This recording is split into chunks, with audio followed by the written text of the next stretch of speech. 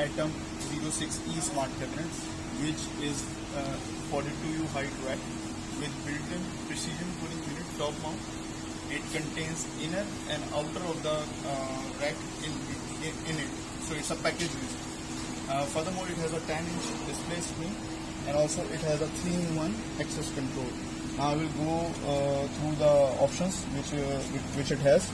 Right now we has just opened the AC, so you see the graph of the temperature has dipped down, and furthermore there is a dashboard on which you can see if any alarm occur. You get the notifications also on your dashboard via email, and also there is a circuit diagram which is showing that what is the input voltage and output voltage. Also you can see the PUE and total load on the UPS.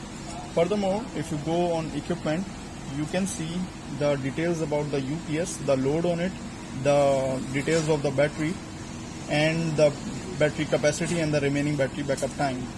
Also you can see distribution, how much ampere is active on the cabinet, and its energy meter, how much units it's consuming. Furthermore, if you go on air conditioner, you will see the details of the air conditioner's inlet outlet temperature and the indication of the compressor. When you go on microenvironment, you can see the temperature and humidity curves, which you can assess for your remote sites and better usability and controllability. When you go on equipment configuration, you can configure the sensors and equipment. Like for alarms, if you want to set high temperature alarms, you can set from here. If you want to set low temperature alarm, you can set from here, and similar goes to humidity and emergency ventilation.